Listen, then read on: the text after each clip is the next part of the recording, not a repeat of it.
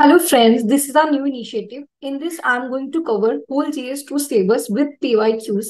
I will provide you notes. We will have 40 to 45 minutes of discussion on Zoom call for around 25 days. Each day, you will be given at least two questions to write that I will evaluate. Even if you write more, that will also be evaluated by me. At the end of the course, one full length will be taken. One to one mentorship support will be given during the course. तो first issue आता है delegated legislation कोई भी define करना चाहेगा इसको like simplest term में not required in English you can से इन हिंदी. मैम जब लॉ मेकिंग पावर को आउटसोर्स कर दिया जाए लेजिस्लेचर से बाहर और भी बॉडीज बना सके that is known as. Yes. Simple है कि डेलीगेटेड लेजिस्लेशन का मतलब होता है कि जो पार्लियामेंट की पावर है जो एक फ्रेमवर्क बना के देता है. मतलब कि आप इसी के अंदर डोमेन के अंदर ही आप लॉज बना सकते हो लेकिन जो रूल्स हैं सब रूल्स हैं वो एग्जीक्यूटिव बनाता है. ये हो गया डेलीगेटेड लेजिस्लेशन. मैंने लाइक यहाँ पे जो डेफिनेशन है वो मेंशन कर दी है. आप इसको सिंपल टर्म में लिख सकते हो कि पार्लियामेंट जो है एक स्केलेटन या एक फ्रेमवर्क प्रोवाइड करेगा जो कि अथोराइज कर देगा एग्जीक्यूटिव को और उसके बाद वो रूल्स बना सकते हैं. इसके रिगार्डिंग अगर किसी को याद हो 2018 या 19 में प्रीलिम्स में क्वेश्चन आया था.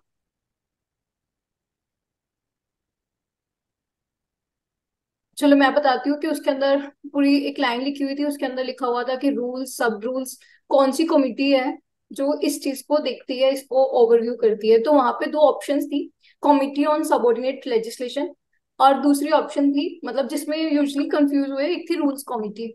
ऑल दो रूल्स कमिटी जो है वो विद रिगार्ड टू लोकसभा और राज्यसभा के जो लॉज है उसके रिगार्डिंग वर्क करती है. और दूसरी थी कमिटी ऑन सबऑर्डिनेट लेजिस्लेशन. तो ध्यान रखना है जो कमिटी ऑन सबऑर्डिनेट लेजिस्लेशन है वही है जो इसको रिव्यू करती है. तो ये प्रीलिम्स का क्वेश्चन हो गया जो मेंस के अंदर मतलब अगर हमने कवर किया होता है मेंस का तो कहीं ना कहीं आपका जो वो है एरिया वो एक्सपैंड हो जाता है और आपके दो तीन क्वेश्चन तो एटलीस्ट मेंस का जस्ट कवर करने के बाद सही हो जाते हैं. तो ये हो गया डेडिकेटेड लेजिस्लेशन. इसका मीनिंग हमने देख लिया. अब इसके अंदर आ जाती है मतलब प्रॉब्लम्स. एक तो हम करेंगे कि जो करंट इश्यूज क्या है डेलीगेटेड को लेके और दूसरी चीज आती है कि जो सेपरेशन ऑफ पावर है वो उसके अगेंस्ट है या नहीं है इसको हम डिस्कस करते हैं. सिंपल टर्म्स में अगर आपको जस्ट सपोज करो ये क्वेश्चन आपको मैंने अभी दे दिया. Delegated legislation it is against the separation of power. एक फर्स्ट चीज मतलब मैंने आज एक पेपर चेक किया था मतलब आप में से नहीं किसी और का था. उसके अंदर मैंने नोटिस किया वहां पे डिस्कस एनालाइज इस तरह के वर्ड्स मेंशन थे. बट स्टिल उस बच्चे ने जो क्वेश्चन की लाइन है उसी के अकॉर्डिंग जो है आंसर को पूरा जस्टिफाई करके 3 पेजेस भर दिए या फिर 2 पेजेस जितने भी हैं. तो ये ध्यान रखना है आपको पॉजिटिव साइड भी लिखनी है नेगेटिव साइड. बस टोन जो है उस पर आप ज्यादा स्पेस दोगे. बाकी आपको दूसरा जो एंगल है साइड है वो आपको लिखना ही है. तो अब मान लो कि आपको जस्टिफाई करना है it is against separation of power. तो आपके पास क्या माइंड में आ रहा है एक एक पॉइंट बताते जाओ सब. Ma'am, it is encroachment of basically encroachment of executive in the field of parliament.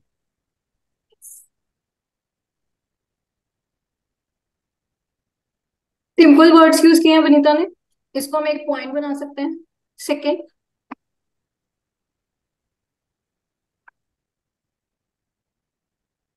Ankit Aarti.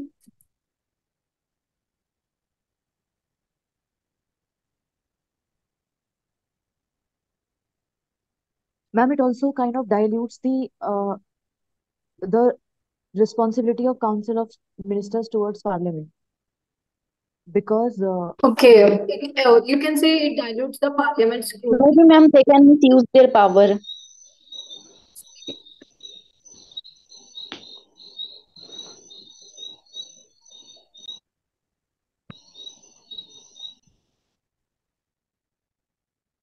Okay.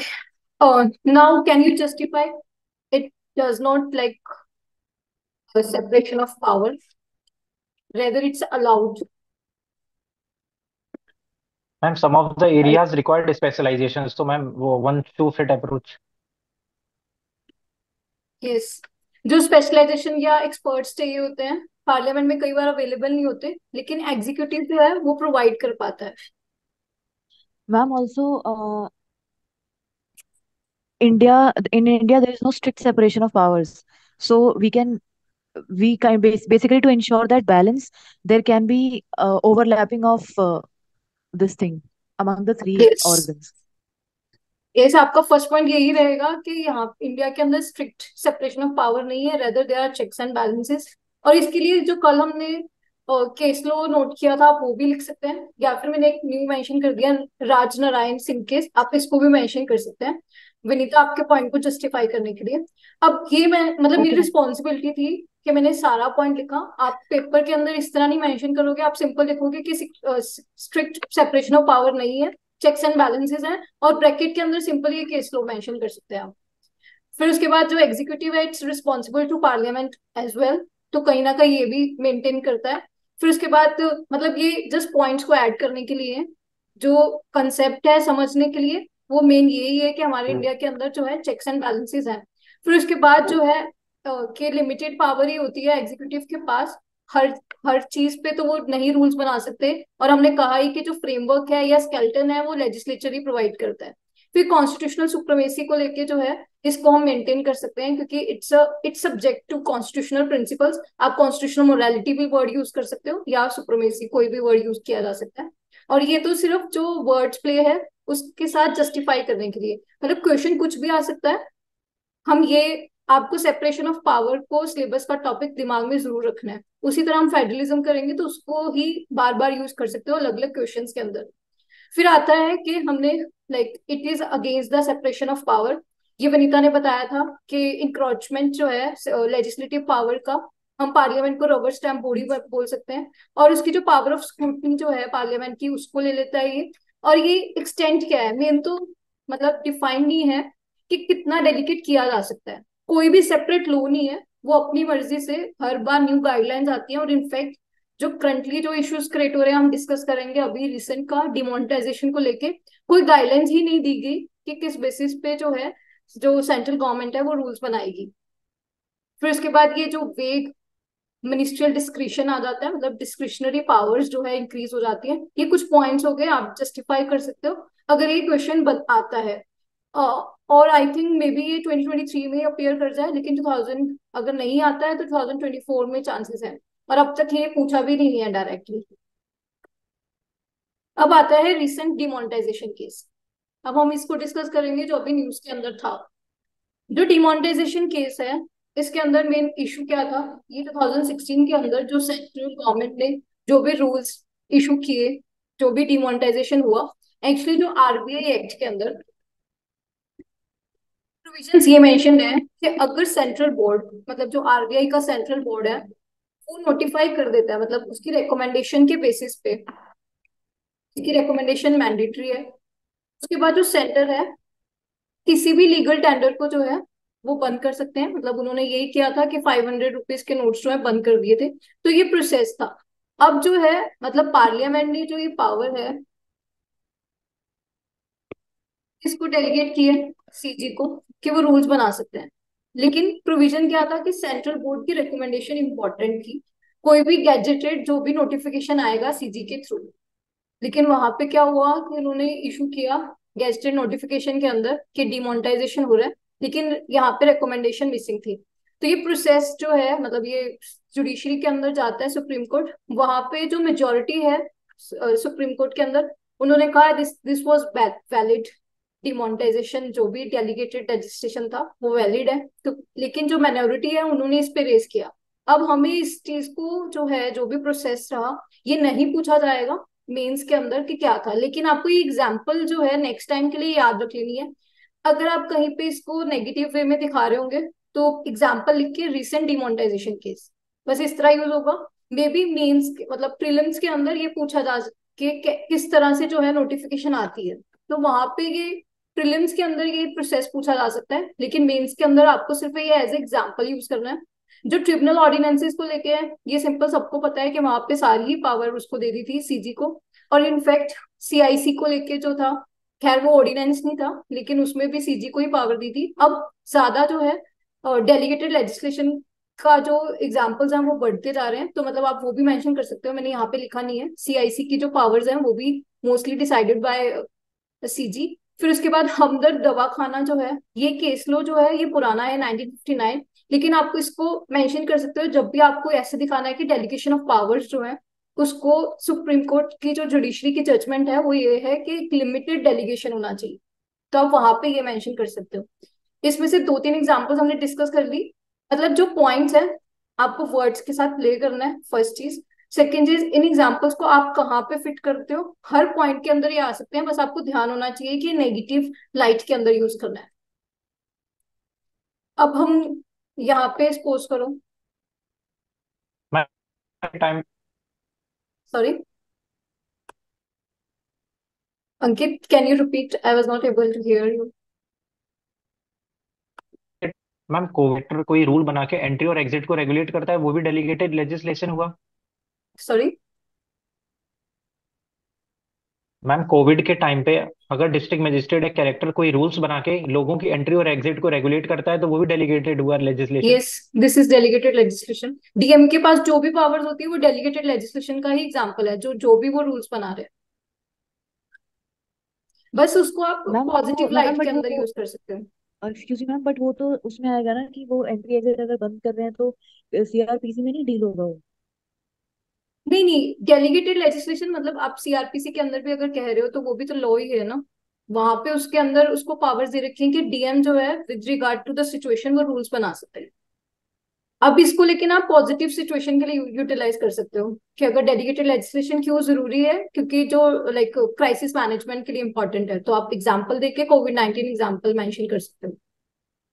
और in fact okay thank you. Delegated legislation के रिगार्डिंग आप और क्या एग्जांपल्स आ रही हैं आपके दिमाग में पॉजिटिव लाइट में?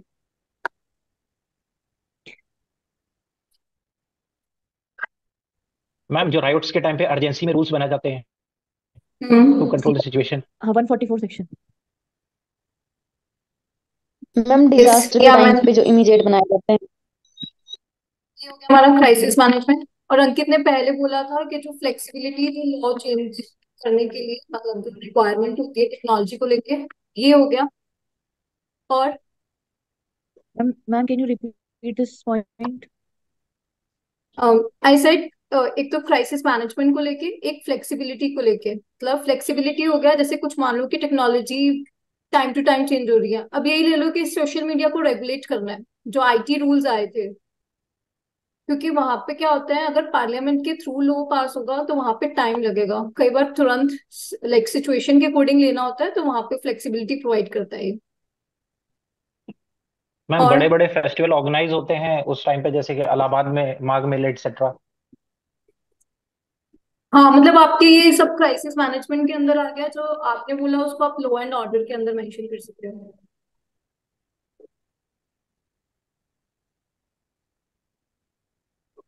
यहाँ पे हो गया कॉन्टिन्यूटी इन लेजिस्लेचर के लिए। ये हो गया आपके एग्जांपल्स, मतलब आपको अगर थोड़ी स्पेस है या फिर आप वर्ड्स किस तरह के यूज करोगे, यहाँ पे एग्जांपल्स आप देते जाओगे। इश्यूज के अंदर जो है आप सिंपल ये वाले मेंशन कर सकते हो कि जो हमने किया था कि सब the power of ma'am legislature. Hmm. Ma'am can you explain continuity in legislature again?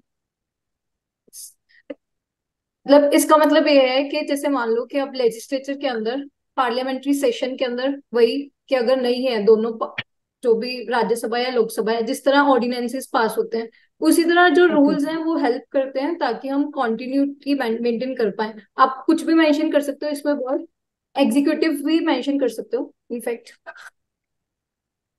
Administration mention कर सकते हो।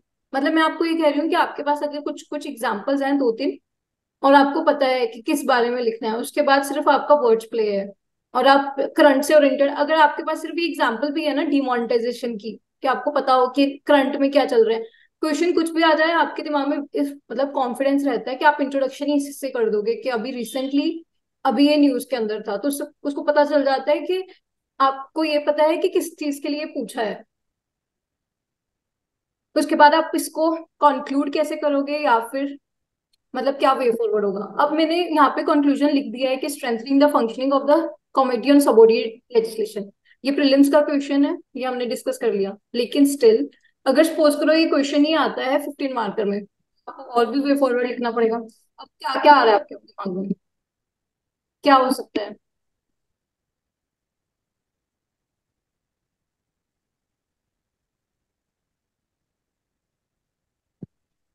मैम कोऑपरेटिव अप्रोच को फॉलो करना चाहिए so that uniformity of laws रहनी चाहिए। Yes, uniformity of laws, this is important. तो आप इसके लिए यूनिफॉर्मिटी ऑफ लॉज के लिए क्या लेके आ सकते हो?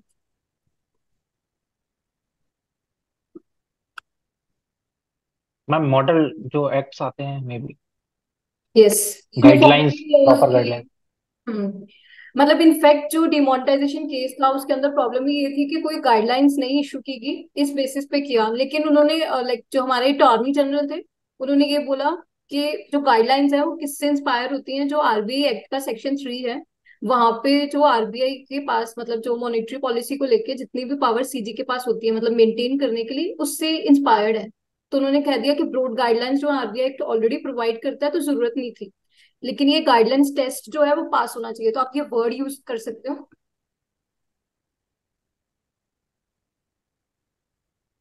और यूनिफॉर्मिटी के लिए अंकित ने बताया कि सेपरेट लॉ और कुछ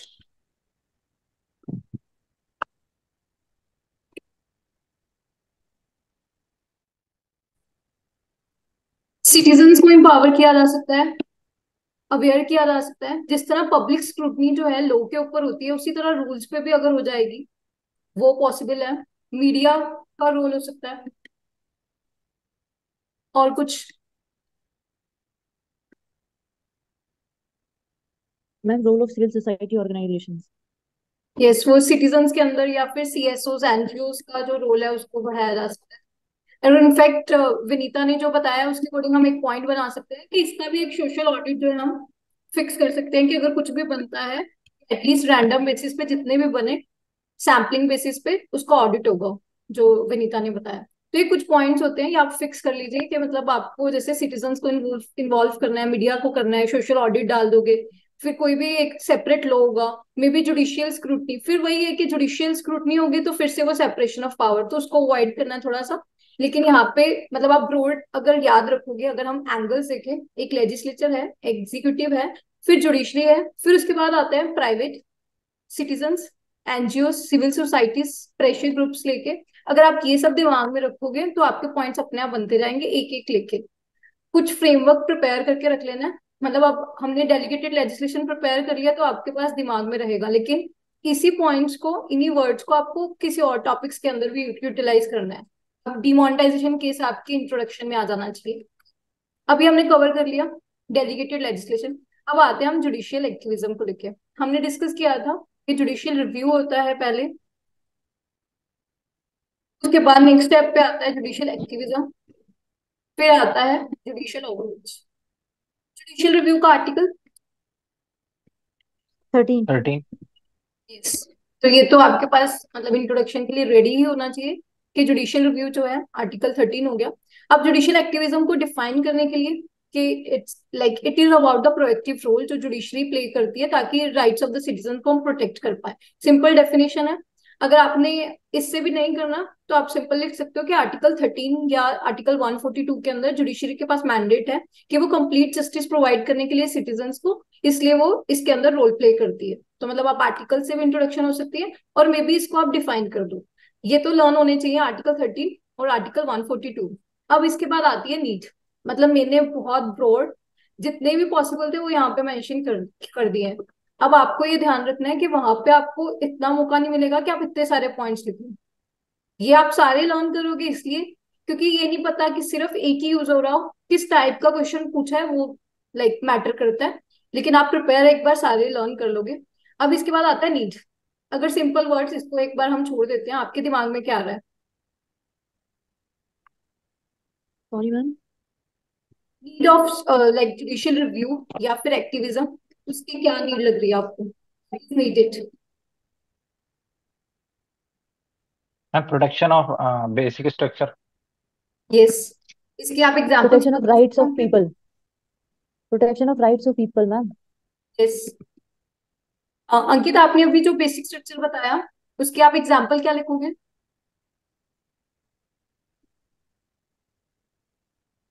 केशव नंदा भारती केस खुद मेंशन कर सकते हो या फिर मिनर्वा मिल्स केस लिख सकते हो, कोई भी मेंशन कर सकते हो yes ma'am. From the basic structure. SR Bommai case लिख सकते हो, फेडरलिज्म बताया उन्होंने। और जिसने भी राइट्स ऑफ पीपल बताया उसकी एग्जांपल आपके दिमाग में आ रही है कोई?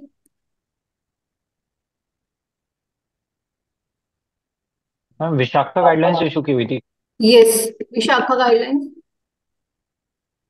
जो सेक्शन 377 है उसको अनकॉन्स्टिट्यूशनल डिक्लेयर किया था। Yes ma'am. कोई भी आ सकता है, मतलब हम सबरीमाला जजमेंट आप कोई भी मेंशन कर सकते हो, क्योंकि मैंने बताया मैम है वो कि आईटी एक्ट कौन। को किया था। हाँ, श्रेया सिंघाल केस कह रहे हो ना, वो भी मेंशन कर सकते हो। Ma'am promoting public health yes, उसके लिए आपके पास कोई एग्जांपल है, मतलब वो राइट्स के अंदर ही एग्जाम्पल आ मैम। गया। यस, वो एग्जाम्पल है ना जो मैम अल्कोहल के वो 500 मीटर्स के उधर क्लोज करने का यस। Case highways. आया था सुप्रीम कोर्ट। हम्म। अब जैसे विनीता ने बोला ना ये, अब विनीता ने इसको प्रमोटिंग हेल्थ के अंदर इसको यूटिलाइज कर लिया, बिल्कुल सही किया। अब यही अगर मान लो कि आप ओवर रिच लिख रहे होगे तो वहां पे भी उस एग्जाम्पल को यूज किया जा सकता है, क्योंकि इस अगर जुडिशरी ने इसको पास किया है तो मतलब ये तो नहीं है कि उनको नहीं पता कि कितनी उनके पास पावर है या नहीं, और ये भी नहीं है कि उसको विड्रॉ कर लिया था कि ऐसे सॉरी कह के कि हमने ओवर रीच किया है। तो डिपेंड करता है कि कौन इस चीज को मेंशन कर रहा है। तो आप दोनों एग्जांपल्स को हर जगह मेंशन कर सकते हो। और कोई example? Ma'am protecting environmental rights. Yes, example? Ma'am example MC Mehta case. Yes, और ईपीसीए भी जो दिल्ली एनसीआर को लेके इसी के अंदर आया था। हाँ और इस कोई एग्जांपल? मैम अभी जो जेंडर की बुकलेट आई है, जेंडर की वो एक बुक इशू की है सुप्रीम कोर्ट ने, yes. Gender equality. Gender equality या फिर वुमेन एम्पावरमेंट, आप कोई भी पॉइंट बना सकते हो। बस ये है कि अगर यहाँ पे भी शाखा गाइडलाइंस नहीं मेंशन करोगे क्योंकि आपने अलग पॉइंट बनाए, इतना थोड़ा सा ध्यान ओके रखना है।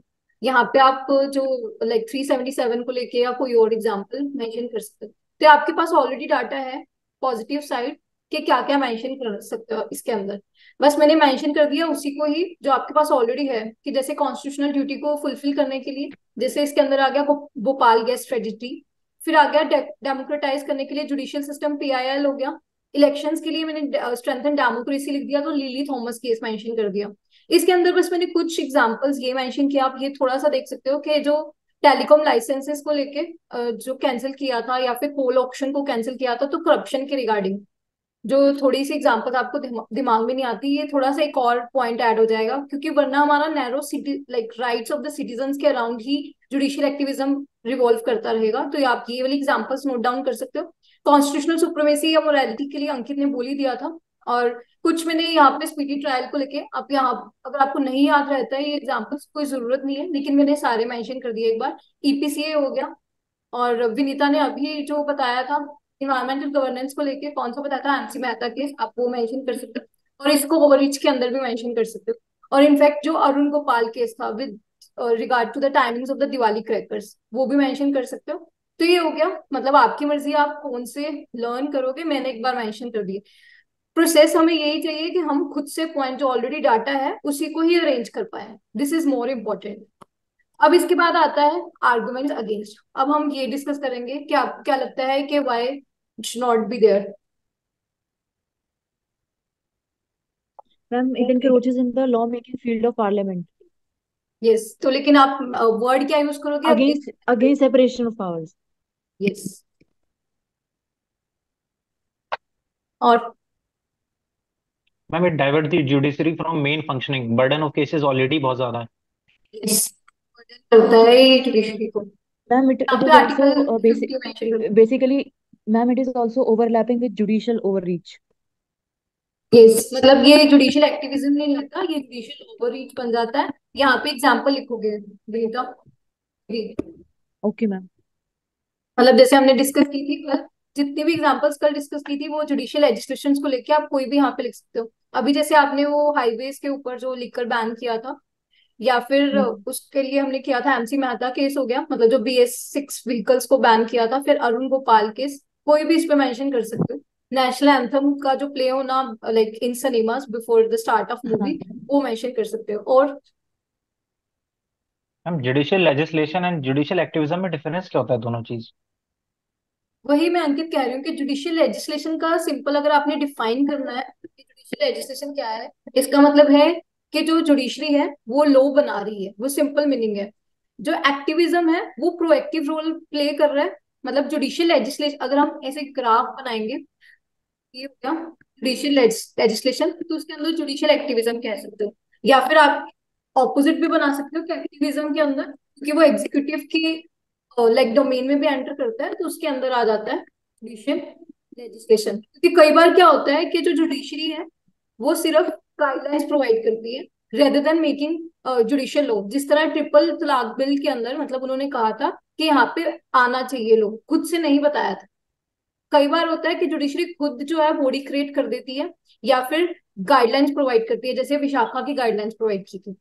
जैसे ट्रिपल तलाक के अंदर आपको पता होगा कि सिर्फ ये मेंशन किया था दे बैन द ट्रिपल तलाक, फिर उन्होंने कहा था कि इस पे लॉ आना चाहिए।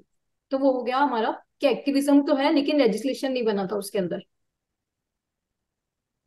क्लियर हो गया अंकित? Yes ma'am. मैम जैसे हम लोगों ने कल जुडिशियल एग्जीक्यूटिव का ओवरलैपिंग देखा था, तो उसमें एग्जांपल डाला था जुडिशियल एक्टिविज्म का, तो ये जुडिशियल एक्टिविज्म हम लोग लेजिस्लेचर और जुडिशरी के बीच में भी डाल सकते हैं। यस, लेजिस्लेचर और जुडिशरी के अंदर भी आ सकता है, एग्जीक्यूटिव और जुडिशरी के अंदर भी आ सकता है, दोनों में आएगा वो। क्योंकि वही हमने डिस्कस किया कि कई बार जो एग्जीक्यूटिव का काम होता है वो ये करते हैं, जिस तरह रूल्स बनाने का काम अगर जुडिशरी बना देती है, या फिर जो लाइक इम्प्लीमेंट करना था एग्जीक्यूटिव ने ये बोल देते हैं कि आपको ये मतलब करना चाहिए, तो वो entering into the domain of the executive हो गया। अब जो जब ये लॉ बनाते हैं खुद से ही, तो वो हो गया कि लेजिस्लेचर के अंदर एंटर कर रहे हैं। तो आप अगर आपको ऐसे लग रहा है कि सेम वर्ड है, तो आप ये भी कर सकते हो कि एक्टिविज्म आप वहां पे मेंशन कर लीजिए, एग्जीक्यूटिव और जुडिशरी, और लेजिस्लेचर और जब जुडिशरी लिखोगे तो वहां पे जुडिशियल लेजिस्लेशन मेंशन कर सकते हो, बट दोनों की जगह ही ये वर्ड आ जाएगा। मतलब हमने वही करना है कि जुडिशियल ओवररीच अगर वर्ड यूज होता है वहां पे चांसेस कम है कि डायरेक्ट वो होगा। अगर वो आता है जुडिशियल ओवररीच तो आपको उसको मेंशन कर देना मैम है कि मैम जुडिशियल ओवररीच को ऐसे, सॉरी मैम ऐसे लिख सकते हैं कि जैसे जुडिशियल एक्टिविज्म होता है प्रोएक्टिव रोल, तो हम जुडिशियल ओवररीच बोल सकते हैं reactive role of supreme court. हाँ, मतलब आप ये मेंशन कर सकते हो, yes it's a projective role. और मे बी मैंने यहाँ पे मेंशन कर दिया कि वो डायरेक्ट इंटरफेयर करने लगता है कि उन्हीं के डोमेन के अंदर, ओके ये भी आप लिख सकते हो। एस्टैब्लिश डेफिनेशंस नहीं है ये, जस्ट सिंपलेस्ट फॉर्म में मतलब जो भी चली आ रही है हम उस फॉर्म में लिखते हैं। पहले से प्रिपेयर रखना इसलिए इम्पोर्टेंट है इन सब टर्म्स को, ताकि हम कुछ भी इस तरह के जुडिशरी के लिए वर्ड ना यूज कर दे जो कि गलत लगे एग्जामिनर को। इसलिए आप प्रिपेयर करके चलो इस तरह की डेफिनेशंस को, वो ज्यादा बेटर है। ये एंड हो जाएगी, मैं मैम न्यू क्रिएट करके सेंड कर रही हूँ। तो इसके आर्गुमेंट्स अगेंस्ट के अंदर हमने डिस्कस किया कि सेपरेशन ऑफ पावर के अगेंस्ट हो गया, और इनफैक्ट जो है एग्जीक्यूटिव के ऊपर जो है ये ट्रस्ट खत्म करता है अगर ये आता है जुडिशियल रिव्यू। मतलब हमें लगता है कि जुडिशरी ही प्रोवाइड करेगी जस्टिस या फिर हमारे राइट्स। फिर ओवर बर्डन करता है जुडिशरी को, यहाँ पे आप लाइक मेंशन कर सकते हो, मैंने आपके रेफरेंस के लिए यहाँ पे मेंशन कर दिया है कि जो नेशनल जुडिशियल डाटा ग्रिड है उसके अकॉर्डिंग 4.4 केसेस पेंडिंग है। आप मेंशन कर भी सकते हो नहीं भी, लेकिन बेटर यही होगा कि अगर आपके पास 4-5 पॉइंट्स के अंदर एक किसी एक पॉइंट के लिए कोई डाटा है, डायरेक्ट उस क्वेश्चन में भी नहीं लगता लेकिन यहाँ पे आप मेंशन कर सकते हो ये डाटा। फिर अगेंस्ट पार्लियामेंट्री डेमोक्रेसी हो गया, ये तो हम डिस्कस कर ही चुके हैं। फिर आप पॉइंट्स ऐड कर सकते हो कि ये कंसीडर नहीं करते कि एग्जीक्यूटिव लेजिस्लेचर जो है उस टाइम पे उस जो राइट्स को प्रोवाइड कर सकता है या नहीं। इसके लिए आपके पास कोई एग्जाम्पल है?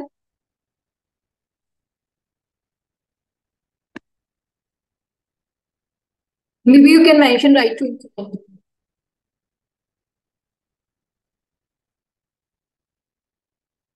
राइट टू इंटरनेट भी जुडिशरी ने बोल दिया है कि आपका इम्प्लिसिट राइट है अंडर आर्टिकल 21। तो ये भी मतलब एक जो लेजिस्लेचर है वो आज प्रोवाइड कर सकता है नहीं, ये कंसिडर नहीं किया। फिर जो फ्रिवलस जो है PIL वो इंक्रीज हो गई है। फिर उसके बाद जो कॉन्फ्लिक्ट इंक्रीज होता है between the judiciary and legislature. अब इसी लाइन को जो है मे बी आप मेंशन ना करो क्योंकि आप अगेंस्ट सेपरेशन ऑफ पावर के अंदर ही इम्प्लिसिटी है लाइन।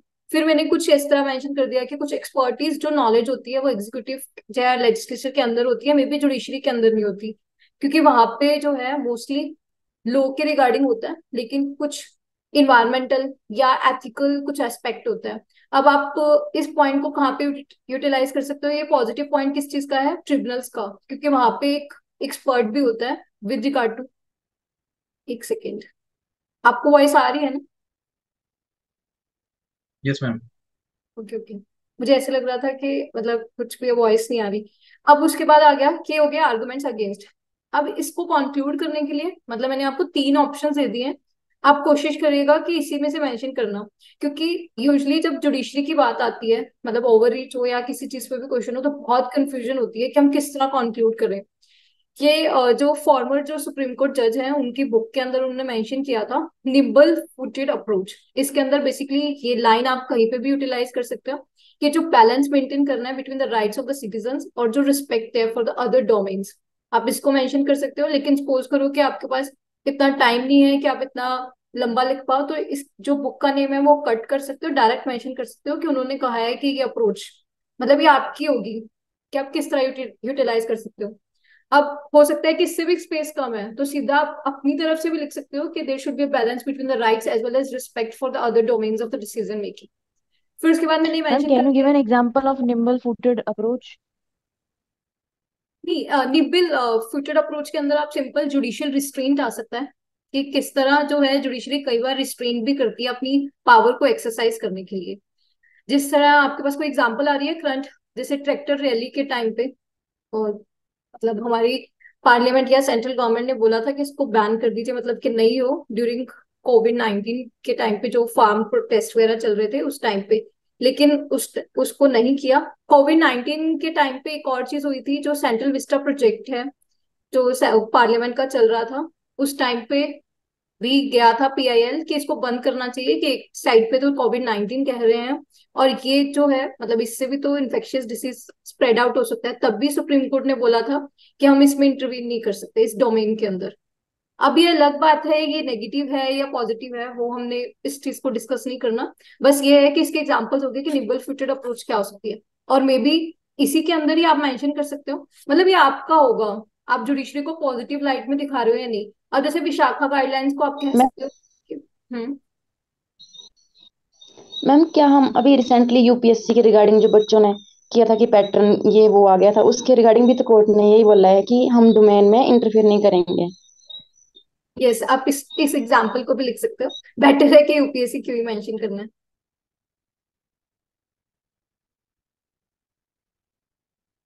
बट आप कर सकते हो ऑफ कोर्स कि वो उसकी जो उस इंस्टीट्यूशन की जो इंटेग्रिटी है उसको मेंटेन करते हैं।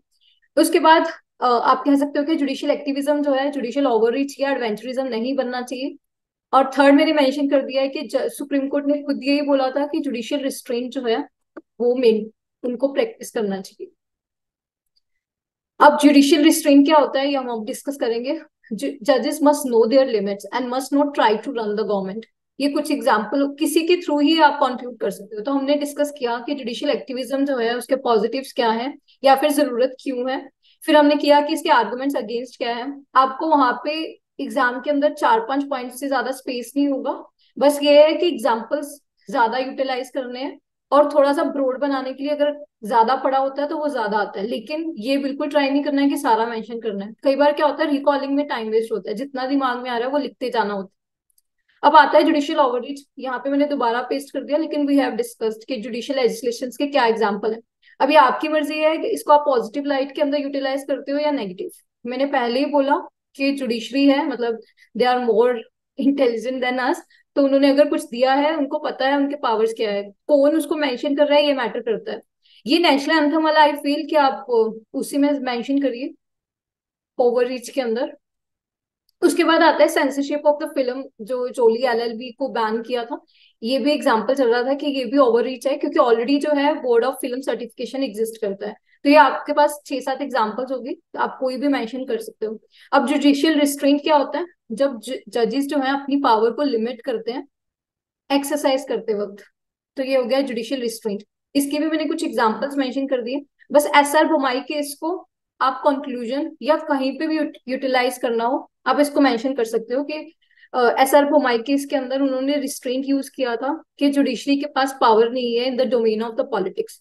जो 356 आर्टिकल कोई बता सकते हैं क्या है? President rule. यस, जो प्रेसिडेंट रूल के रिगार्डिंग उन्होंने कहा कि हमारा जो है मतलब डोमेन नहीं है, हम इसके अंदर इंटरवेन नहीं करेंगे। फिर उसके बाद हम मैंने मेंशन कर दिया अलमित्रा एच पटेल केस जो है, यहाँ पे भी जो म्युनिसिपल कॉर्पोरेशन के अंदर मतलब उनको डायरेक्ट नहीं करेंगे, ये बोल दिया था। ये आई थिंक आपको ध्यान भी नहीं रहेगा और वैसे भी पुराना है, लेकिन एसआर बोमाइट केस आप उसको फेडरलिज्म में और कहाँ पे यूटिलाइज करते हो, सेकुलरिज्म में, तो वहां पे यूटिलाइज एक्सक्यूज होता मी है, तो मैम। इसलिए। यस। मैम अगर कोई रूल ऑफ लॉ का एक्सेप्शन आता है तो हम उसमें जुडिशियल एक्टिविज्म और जुडिशियल ओवररीच लिख सकते हैं जहाँ पे rule of law sorry. Violate हो रहा है। नहीं नहीं नहीं, वहां पे आप मतलब वहां पे मत मेंशन करिए। मैम बट ये भी तो आर्बिट्ररीनेस ही है ना, मतलब कुछ डिफाइन तो है नहीं, तो मतलब कुछ प्रॉपर डेफिनेशन तो है नहीं ना, बहुत ब्लरी तो सा फिर वहां एरिया है। पे आप जुडिशियल ओवररीच ही लिखिए। ओके। तो वहां पे आप आई थिंक ये वाली एग्जांपल ज्यादा यूटिलाइज करेगी सेंसरशिप को लेके। आप इस एग्जांपल को यूटिलाइज कर सकते हो अगर आप वहां पे करते हो, क्योंकि यहाँ पे जुडिशरी ने बोला था कि बहुत ही जजेस को बहुत नेगेटिव फेस के अंदर दिखाया हुआ है, आर्टिकल 19(2) को यूटिलाइज किया था इन्होंने। तो आप ये वाली एग्जांपल यूटिलाइज कर सकते हो वहां पे, अगर आपको वहां पे यूज करना है। जो आपने ओके। बोला है विनीता, वैसे भी ये न्यूज के अंदर मतलब बहुत ज्यादा चल रहा है कि जुडिशियल अकाउंटेबिलिटी भी आनी चाहिए, क्योंकि जो कोर्ट ऑफ कंटेम्प्ट जो पावर्स है उसका आर्बिट्रेरी यूज होता है, तो आप वहां पे वो यूटिलाइज कर सकते हो। मतलब आर्टिकल 129 जो है, मतलब उसको डिफाइन कर देना चाहिए कि मतलब कंटेम्प्ट हाँ, जो पावर्स है। मतलब रूल ऑफ लॉ को वायलेट करता है वहां पे कंटेम्प्ट ऑफ कोर्ट। आप आर्टिकल 129 को मेंशन कर सकते हो वहां पे। ये हमने ओके। सेंट्रल विस्टा और ट्रैक्टर रैली केस जो है ये हमने ऑलरेडी डिस्कस कर लिए। तो आ जाते हैं तीन क्वेश्चंस इसके रिगार्डिंग। ये पिछले डॉक्यूमेंट के अंदर भी आई थिंक एक होगा उसमें से, मुझे ध्यान नहीं है इसमें से कोई डाला था या नहीं। अब ये role played by the judicial activism, तो कल ये आंसर लिखना है एक तो। फर्स्ट, आप थर्ड वाला छोड़ सकते हो लेकिन अदरवाइज तीनों लिख सकते हो, ये दो तो लिखने ही है, फर्स्ट और सेकंड। अब हम स्टार्ट करते हैं ऑर्डिनेंसेस। ऑर्डिनेंसेस के बेसिक फीचर्स जो हैं हम पहले वो डिस्कस कर लेते हैं। आपको जो भी with regard to constitution Laxmikanth के अंदर जो हम पढ़ते हैं वो भी याद आ रहा है।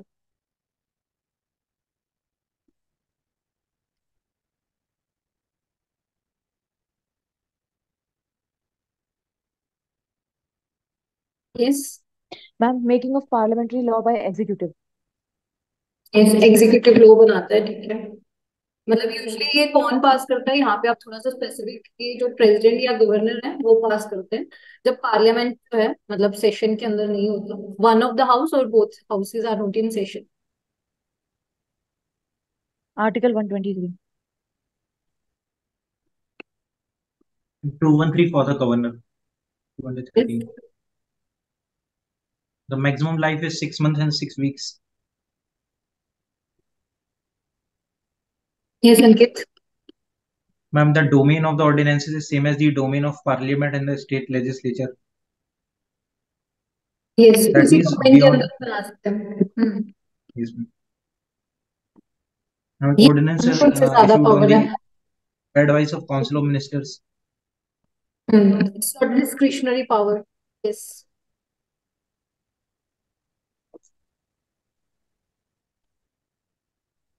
और ऑलमोस्ट सब कुछ ही भूल गया, बस ये है कि it's not a parallel power. ये हो गए कुछ ma'am small next feature. Session बैठे तो वो पास करना पड़ेगा। यस। मैम जब भी नेक्स्ट सेशन बैठेगा तो वो पास करना पड़ेगा ना ऑर्डिनेंस। हाँ, तो यही बोला था कि मैक्सिमम लाइफ जो है 6 मंथ्स जो है 6 वीक्स, क्योंकि जब जैसे ही अगर पार्लियामेंट आता है उसके बाद उनको वो पास करना पड़ेगा। और जो वर्ड है रीप्रोलिमिगेशन जो है ऑर्डिनेंसेस का वो नहीं होना चाहिए। इसी के रिगार्डिंग जो है हम पढ़ेंगे, मतलब ये कुछ फीचर्स हो गए। अगर आपके पास 15 मार्कर आता है, तो अगर ऑर्डिनेंसेस पे क्वेश्चन पूछा है तो कोशिश यही करिए कि इस तरह की कोई माइक्रो डायग्राम या छोटा सा कुछ भी बॉक्स जो भी आपको सूट करता है, जिस जिस भी फॉर्म में आप बनाना चाहते हो, लेकिन आप 25% ऑफ द पेज के अंदर ये मेंशन कर दीजिए, वो बेटर रहेगा। 10 मार्कर में आप स्किप कर सकते हो। अब आ गया कि ऑर्डिनेंसेस किस लाइक आर्टिकल के अंदर है, वो सिंपल इसकी पावर्स क्या है, एग्जांपल्स हम बाद में देखेंगे कि किस केस लो के अंदर। अब अगर आपको सीधा पूछा जाता है कि what is the positive of, why there is a need of ordinance power. Ma'am to In make order to laws in address any parliamentary of is the not urgency. Enough. Yes, insurgence मतलब emergency जो कहना चाह रहे हो ना आप, emergency को regarding. और क्या बोला था किसी ने? मैम अर्जेंसी के मैम टाइम जो पे मिड लॉ क्लॉज, फॉर्मेशन के लिए। Ma'am when yes the Ankit parliament आप। इज नॉट इन सेशन, तब तब लॉ बनाना।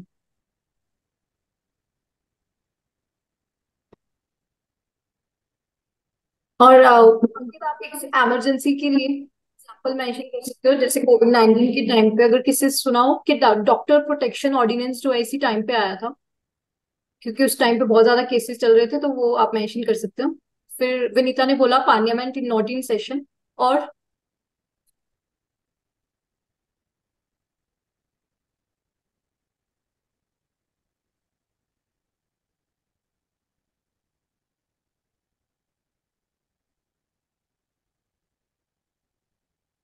कुछ भी न्यू आइडिया नहीं आएगा, जस्ट वर्ड्स प्ले है। कोई भी आपको लगता है कि यहाँ पे फिट हो सकता है वो सोचिए आप। Ma'am it shows the accountability and responsiveness of executive. Yes, you can write this. Ma'am it is basic, ma'am we can also write that it is kind of, it leads to revision of laws. जैसे एक बार ordinance बन रहा है, फिर अगर उसका act बन जाता है, जैसे एग्रीकल्चर वाले जो बिल्स आए थे।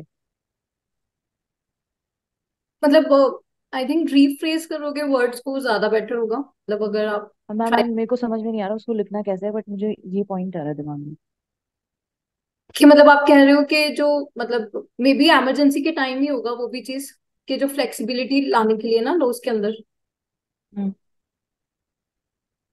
मे बी आप आई थिंक ये कहना चाहते हो कि शायद जो लाइक कुछ कुछ ही ड्यूरेशन के लिए कई बार कुछ अमेंडमेंट चाहिए होती है फॉर द टाइम बिंग, उसके अंदर ऑर्डिनेंस यूटिलाइज हो जाता है, मतलब जैसे सिक्स नो मैम, मंथ्स। मेरा कहने का मतलब ये है कि मान लो कोई ऑर्डिनेंस गवर्नमेंट ने पास कर दिया है, उसमें जैसे सपोज करो कि कोई इन्वायरमेंट इम्पैक्ट असेसमेंट पे पास कर दिया है, ठीक है, उसके बाद वो लॉ बन के आता है, उसमें माइनर चेंजेस कुछ डाल देते हैं इधर उधर, तो इसका मतलब वो रिवीजन हो गया ना लॉ का। आप ये कह रहे हो कि जो पब्लिक स्क्रूटनी से जाने से पहले एक बार ऑर्डिनेंस पास किया जा सकता है ताकि वो हाँ हाँ, तुरंत पास होता है। यस, ये क्योंकि आप लिख सकते उस हो। पे फिर पब्लिक पब्लिक डिबेट आएगा न्यूज़पेपर वगैरह में, तो वो फिर हम्म। बाद में एक्ट बन के उसमें रिफाइनमेंट आ सकती है। यस, आप इसको लिख सकते हो, it it can facilitate the public scrutiny और डिबेट। मतलब हमने डिस्कस कर लिया कि ऑर्डिनेंसेस अगर आपको पता है कि क्या होता है, तो आपको सिर्फ वर्ड्स के साथ आपके पास कुछ एग्जांपल्स हो, बस आप उसको मेंशन कर सकते हो, तो आप आराम से लिख सकते हो कि उसके पॉजिटिव्स क्या हैं। अब कुछ नेगेटिव, नेगेटिव तो नहीं कहेंगे क्योंकि पॉजिटिव तो यही है कि कॉन्स्टिट्यूशनल जो है पावर ऑलरेडी प्रोवाइडेड है पार्लियामेंट मतलब प्रेसिडेंट के पास, इसलिए मतलब जो पार्लियामेंट जब सेशन के अंदर नहीं होती तो वो पास करते हैं। लेकिन इसके अंदर हम वर्ड यूज करेंगे इश्यूज। तो मतलब आपने थोड़ा सा ये भी देखना है कि कई बार हमें नेगेटिव लिखते वक्त चैलेंजेस वर्ड यूटिलाइज करना पड़ता है, कई बार इश्यूज, कई बार उसके नेगेटिव्स या आर्गुमेंट्स अगेंस्ट आ जाता है। यस। मैम एक्सपर्टाइज लैक करते हैं फर्स्ट पॉइंट। मतलब क्योंकि अगर आप इसको एक्सप्लेन करने के लिए अंकित थोड़ा सा लिख सकते हो कि अगर कोई भी लॉ पास होता है तो उसके अंदर वो पार्लियामेंट्री कमेटी के अंदर जहाँ पे एक्सपर्ट्स होते हैं उनका व्यू पॉइंट मिला होता है, ऑर्डिनेंस में कई बार वो नहीं प्रोवाइडेड होता। Ma'am yes. Sometime hasty legislations होते हैं, yes. Biased kind. Ma'am arbitrary use of power by executive. इसके इसके लिए हम बहुत सारे एग्जांपल्स करेंगे, ये तो आना ही है। सही पॉइंट है ये। मैम समटाइम ये इट जो is used as bypass method.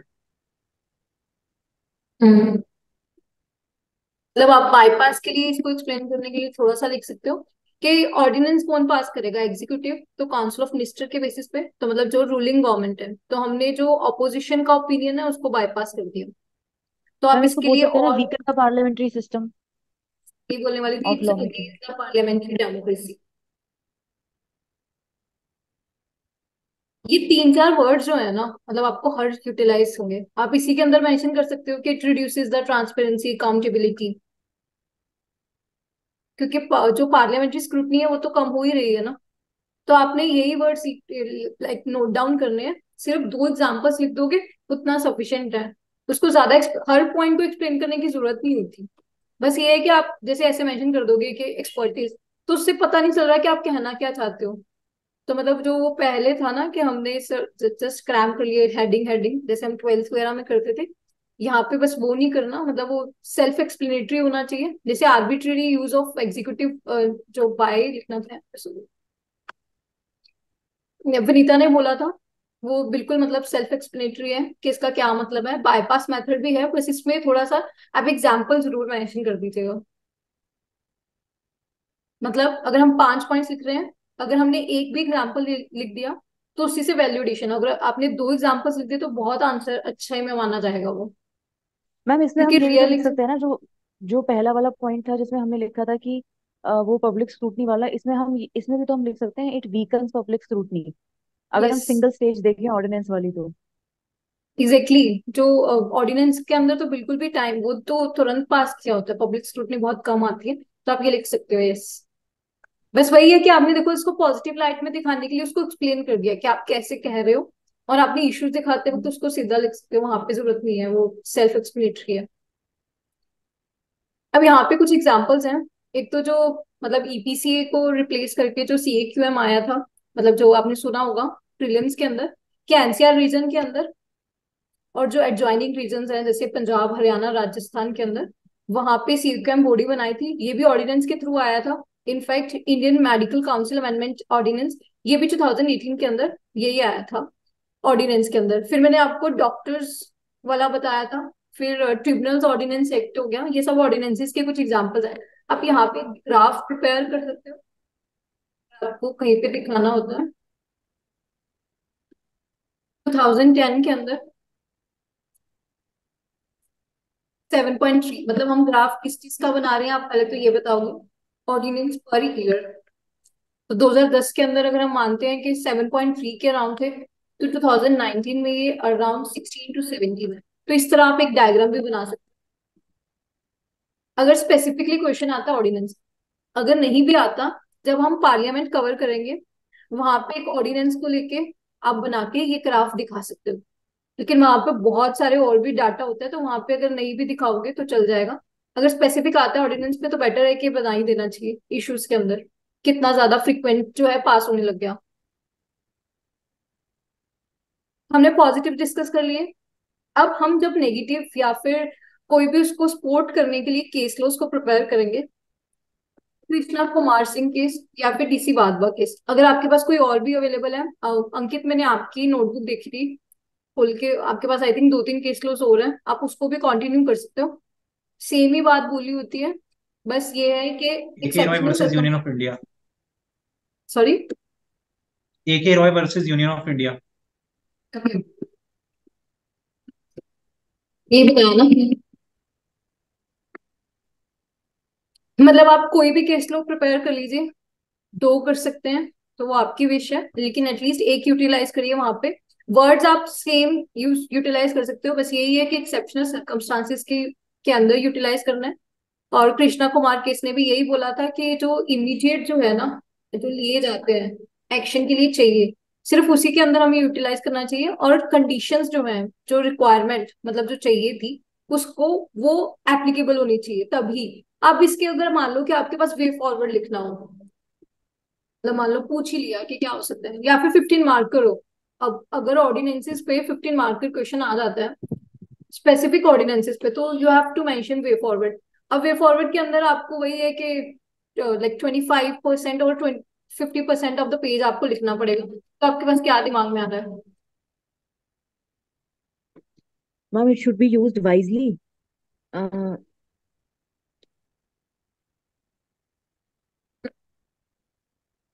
wisely with less arbitrariness and yes, more substance. Yes you ma'am can write it. Responsible plus responsiveness legislation. Yes you can right it.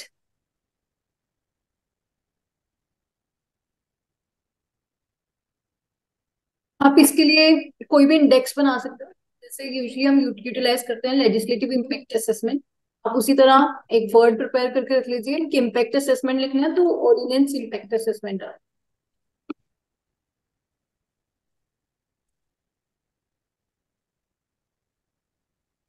और कुछ दिमाग में आ रहा है?